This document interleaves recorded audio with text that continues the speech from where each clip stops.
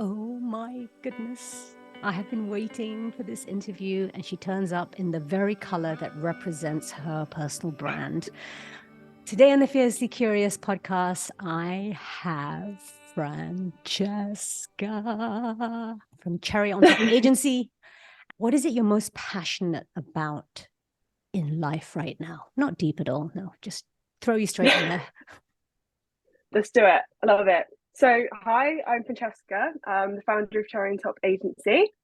I create short form video content for brands and teach people how to create short form video content. What am I passionate about? Being creative in a way that makes you feel passionate, I suppose, sort of not putting any blockers in your way and letting your creativity sort of take over and not listening to what people want, but just doing what you think makes you happy. So making videos that make your soul feel ignited. This is why I was naturally kind of magnetized to you, because to me that speaks about, helping people show up exactly as they are, right? Just being who we are is already a creation itself.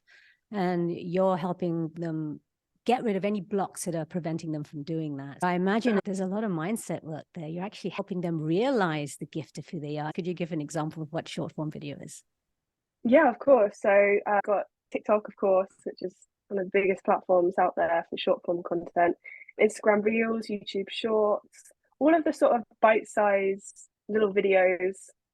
Whether they've got music on, whether it's about just talking to camera, whether it's like behind the scenes, all of those. Okay, and why would a brand need that? Why would they want that even? I thought TikTok, most people think that TikTok and these short form video platforms, Instagram and Mhm. now, YouTube are doing shorts and, like, as you mentioned, Facebook. I mean, these are social platforms, right? Why would a brand need this? Well, I think a lot of people forget it's about community and it's about bringing people together. Video is so interactive and it's sort of the most powerful tool I think we have on social media to connect with people. It gets people engaged, it gets people talking, sharing, feeling like they're part of something.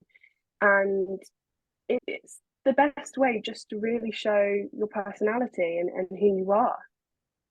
I love that. I never thought of it that way, actually, which is, when we read text, and you need to imagine the feelings or imagine the scenario. But with video, we actually get to have an experience. Yeah, it's immersive. Why is community so important from your perspective? Because I love Mm, community, right? I know why I love community, but I'd love to know why mm. you feel community is important. I feel it's important because it makes people feel closer to you. It gives them brand loyalty, instills trust. If they're going to be buying a product, especially if it's an expensive product, they need to be able to trust in you, and it means they're more likely to talk about you too. And the best recommendations you can get is word of mouth. So if you can get people talking about you to people that they trust, then you're winning. Okay. Obviously, you and I need to have a chat then. So I'm curious, how how did you get into doing this? So it really started with sort of my curiosity as a teenager, making videos of my own. I'd make music videos, and I like to make videos out of our family trips, family holidays, and things like that. So I self-taught all my editing skills through that and had a lot of fun. People really enjoyed them, and they made me feel really happy. I didn't create them for any other purpose than I enjoyed watching them. And I used to find that when I was making them, 4 hours would pass and I just wouldn't notice. So that's how, I knew that it was something that made me happy. I actually trained as an actor. So I went off to drama school in East London, and it was a screen acting school. So we would make a lot of films, and how best to practice screen acting than to make your own films, right? So Gosh, we yeah. actually learned a lot about filmmaking while we were there, a lot about using cameras and composition, lighting, editing, all of the best practices on set. And I really enjoyed it. And when the pandemic hit, shortly after I graduated, it was very difficult to break into the acting industry, as I'm sure, it was for many industries. So I kind of took a look at my life and I thought, okay, I might have to find some other ways of making income at the moment, but I don't want to do anything that doesn't, light me up and make me feel passionate. Can I just pause you just for a moment? When Francesca was describing about making these videos herself, putting the compilations together, family holidays, and how 4 hours would just pass by and she didn't know it. The joy in your face, just as you were telling us, sharing this, was everything. It is pure joy. If you could bottle that, and I'm guessing in a way, that's what you're helping people do, which is bottle the joy that they have, but through screen, of their service or their product or whatever it is as a personal brand that they're presenting to the world. I've always had an interest in marketing too. Did business studies at A level, and I started doing some online courses. And I guess I always thought when I was creating videos, it would be so cool if this was a job, but I never thought it could be a job. And then with the rise of TikTok in the pandemic, I saw the opportunity. Yeah. There's the marketing there that I was interested in, but then there was all the filmmaking and the acting skills that I could bring into that too, and it just made perfect sense. So yeah, I started just learning as much as I can, consuming everything I could to sort of make myself an expert in it. And fast forward, and here we are. My goodness. And here you are, you have your own agency, and I get to interview you in this podcast. And I just want to say your story is so inspiring, because I don't know if you realize it, but the amount of resilience that you have been navigating, and probably still are, because you're still, fairly new in the market, which is even more exciting. Resilience of having the ability to connect with that which fills you with joy, right? Making videos and then marketing and acting and being wanting to be in that industry, and then finding yourself not being able to do it. The resilience in being able to just flip that, literally pivot and create something out of nothing. And I think you hold the key. The key is to do what you love. And Yeah. you're modeling that. You're modeling to all these other people who are listening that if they've been told, right, that you can't do what you love because that's indulging, you got to do what what everybody says you must do to get, earn a living. You're just proving to everybody that is totally not true, that you can do what you love and show up, with what you love. Yeah. So amazing. Amazing, Yeah, Francesca. thank you. What was one of the hardest things you'd say you've experienced so far in this journey of creating Cherry on Top and providing the services that you do? Two-part question. What's been the hardest struggle getting here? And what struggles are you helping other people to overcome? Okay. Well, I suppose there's quite a few struggles that people have when creating any startup. I think one of the big ones is, of course, imposter syndrome. Kind of like, what am I doing starting a company? I think especially at my age, And I how think a lot how of and how old are people, you? I'm 24, a lot of Goodness. people tend to look at me and kind of think, hang on, haven't you just got out of university or something? Or, do you know what you're doing? Um, but I think, especially in the industry I've chosen, I think that gives me a huge advantage, because a lot of the platforms we're talking about are sort of dominated by my generation, and therefore I'm able to give a unique perspective on what that audience actually wants to see and what that audience responds to. I think another challenge is getting your name out there. I've Everybody just pay been sort attention. Cherry on Top Agency. You of heard it here. You heard it here. And by the way, that's the one. Francesca's first podcast right here, Fearlessly Curious Audience. We got her first. Yeah, this is my first podcast, so I didn't know what to expect, but having a good time talking about what I love. So yeah, getting your name out there is another one, as I'm sure you'll appreciate. Just talking to everyone about it, and I think that's why it's really important to enjoy it, because otherwise you're just going to get fatigued, right? You're just going to be like, oh, I'm fed up of talking about it. But if it's something you're passionate about, then you just keep going. She has the key. She has the wisdom. And she's going to help you get there as well by moving these blocks out of the way. I love it, Francesca. Anything else? So, You named two big ones, right? Imposter syndrome, and then getting your name out there. Mm-hmm. Do you have one more to give everyone? One more, I suppose, picking a direction, because I think I had quite a lot of passions going into this, and it's like, which one do I want to pursue, and which one is going to be, profitable. So kind of narrowing that down to something specific was difficult in the beginning, but the more I spoke to people and got out there and found out what works and what people wanted, then it became a lot clearer. So the second part of that question was, what struggles do you help your potential clients and your current clients with when it comes to making short form video? Yeah, well, I suppose it kind of comes back to what we were saying about purpose and passion. It's remembering what is your purpose of turning to short form content, right? What's the purpose of your business? Why did you start here in the first place? And it's going back and stripping away all of the marketing phrases and, like all of the sparkle and shine that people put on front, and going back to the authentic self and just showing that to the world, really, because that's what people really want to see nowadays. We don't want to see perfect, modeled, well thought through, pristine ads. We want to know what's behind the company, who's talking, why you're there, and what you can do. And people respond so well to authenticity, especially through short form content. And I think that's really what, especially the platform TikTok, is built on.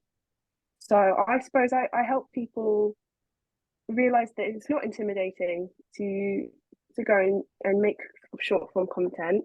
It's just realizing that purpose of why. Wow. That's really making me think now how I show up. Fearless authenticity, because there's only one of us in the world, each of us. If we don't show up as ourselves, and half the time, honestly, I have no idea who I am until the moment I'm asked the question. And then when the answer comes out, I'm like, oh, that's who I am. Yeah. And that's who I am today. And in this moment, if you ask me the question tomorrow, I might have a different answer, because I would have experienced a whole bunch of different things since the last time you asked me, right? But I forget to show up when I'm making content as me, meaning as my personal experience. So a lot of the time I show up as the information that I've gained, but I don't tell the whole story. So you're really making me think. Thank you.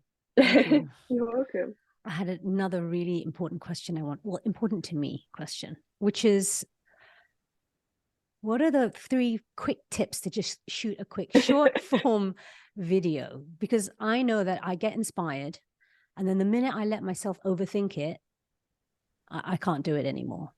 So have you got like a little workflow, like a quick tip workflow that you could just give people?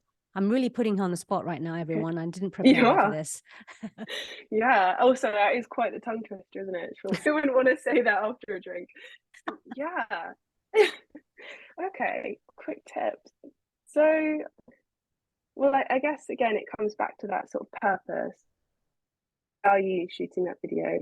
What is it that you want people to gain, and what is it that you want them to feel, even if it's information that you're teaching them? Do you want to empower them? Do you want to inspire them? It comes back to that. So I think that really helps you stay on track when shooting something, because it's not just about, we get caught up in being self-conscious. How do I look? Is my hair in place? Like, at the end of the day, it's not about that. When people watch your content, It's how you make them feel. So that's my first tip. Think about your purpose. My second tip would probably be keeping it simple. Oh, I It's struggle called with that short one. form content.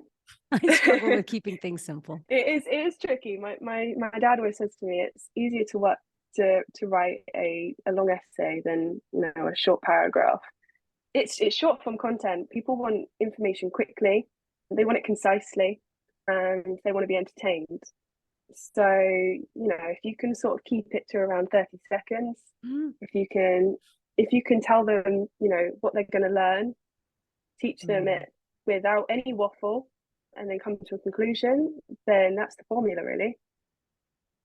And then a third tip, this is some advice that I've recently learned, is that it's so crazy. Right. There's no space or time to hear you breathe on camera. So when you come to editing, the short breaths that you're taking and the short rests, cut them out. You don't need them. People don't want to sit and watch and wait for you to do that. It's short and snappy. People don't have time. Wow. Okay, so that's a tip, but I'm curious to know if you actually subscribe to that, though. Well, I've seen it a lot occurring recently where people just sort of chop up their videos and put it together quickly. And you know what? I think I dig it. Okay, you dig it. Okay. Well, I have to say, if I'm being authentic, I'd have to say I get it. I get it. You know, people actually have less and less time, right? They're just scrolling. Well, I come from a different perspective, which is those may not be my ideal people. And so, because I'm all about, well, yes, authenticity, but part of authenticity is about giving yourself the space. So Yeah. when you said waffle, I was like, but I love waffles. That was so cheesy. So give the space allows for the information to drop. But I understand why the sort of quick cuts work as well, because it's grabbing people's attention and holding their attention. And I guess once you've got them in, then you can probably afford to have more gaps once they're in, right? So it's more like just to get people's Yeah. attention and pull them in. Yeah. Well, there's definitely a place for that. You can create that as part of the process. I mean, a great way to practice is to turn the camera on and then just sit in front of the camera and see what happens. It really gets you used to just, you know, having a camera in front of you, because you think it's easy, but then suddenly you press record and it feels like everything changes. So One the best way button, really is, one I little know, button. I know. So if you can just, you know, have some time to sit down and just put the camera in front of you and talk, you'll find yourself getting much more used to it. And so that's where you can allow yourself to have the room to have the thoughts occur to you and give yourself the space. And then when it comes to the edit, if it's going on the short form platforms, then sort of that's when you can sort of make it more concise. Okay, thank you. That's a good No tip. problem. They're the great tips you've given us today. You've been so amazing because I literally just threw you out of the frying pan into the fire, as you do. So one more, actually maybe two more questions. One is a Yeah. curiosity that I have, which is, you know, you talked about how you pivoted, right? You pivoted from being an actor now to, you know, helping people make short form content. What did you have to take any risks? That almost sounds like I just answered the question that I asked. But yeah, what risks did you kind of take with that? And how easy, how difficult was that transition? Yeah.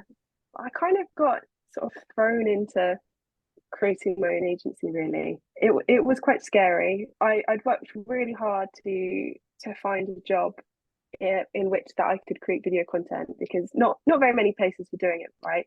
And I came across a job and it just ticked all of my boxes.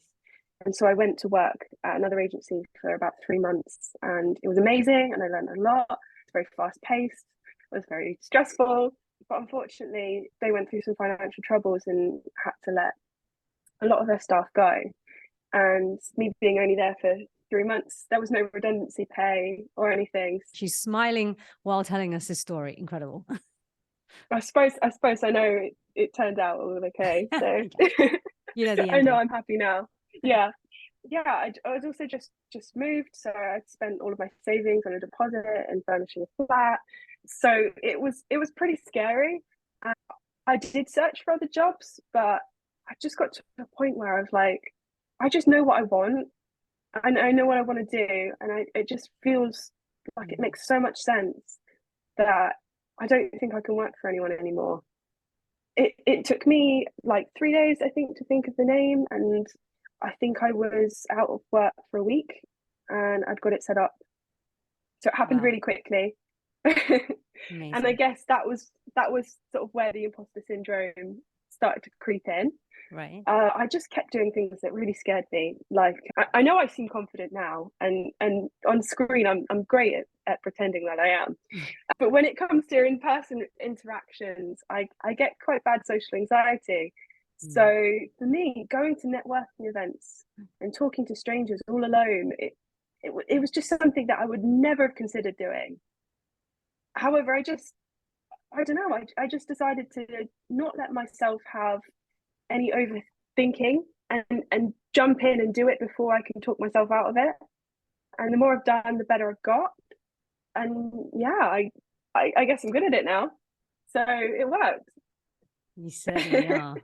I love it. So, you've walked it. You've walked this path, and everything that you've shared so far, imposter syndrome and, feeling the fear, doing it anyway, and so many of the other aspects that you covered, I imagine are qualities that you're there to support your clients on, right? With their personal Yeah, branding, creating definitely. short form video.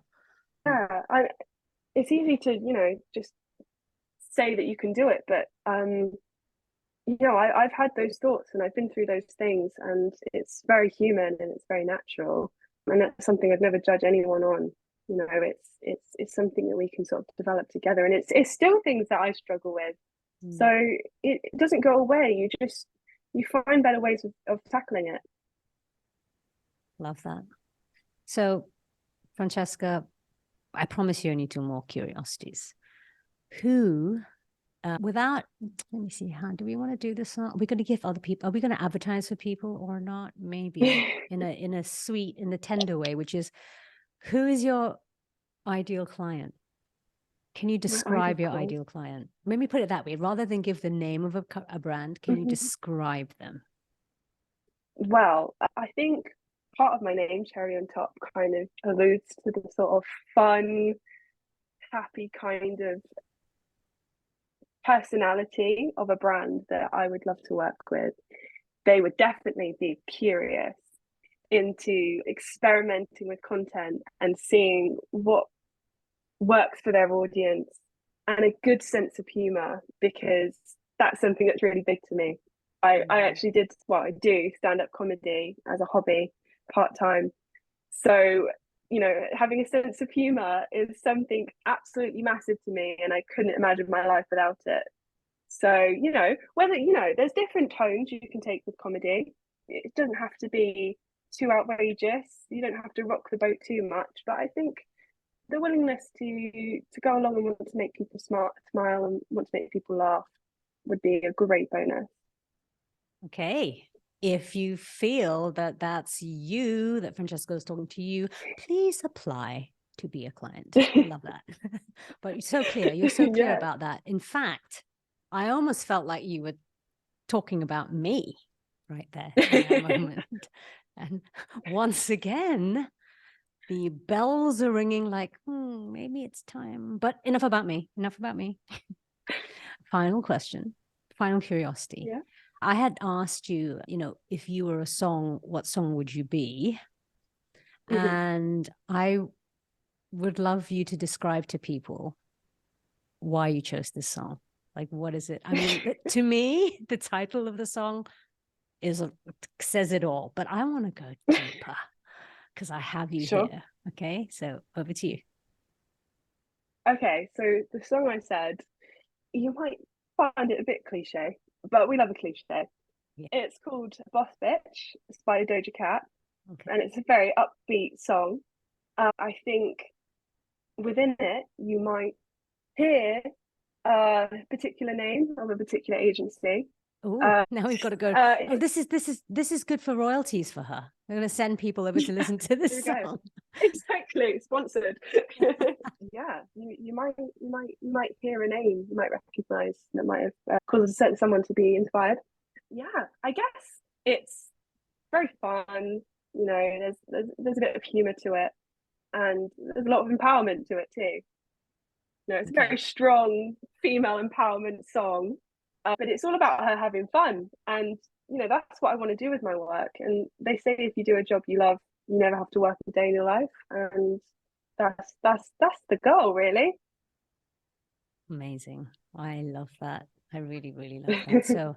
So listen, just saying, you know, for your future clients that you have, if they need a song written for them so that represents their brand, you can call me anytime, Francesca. 100%. I am there. Totally shameless by putting this on the podcast, but why not? That's what we're here to do. Yeah. We're here. So listen, I just want to say a big, big thank you for coming, for joining me today on the Fearlessly Curious podcast, and not just sharing your joy, sharing your mischief, you know, reminding us of why we're here in this life, right? Is to have fun.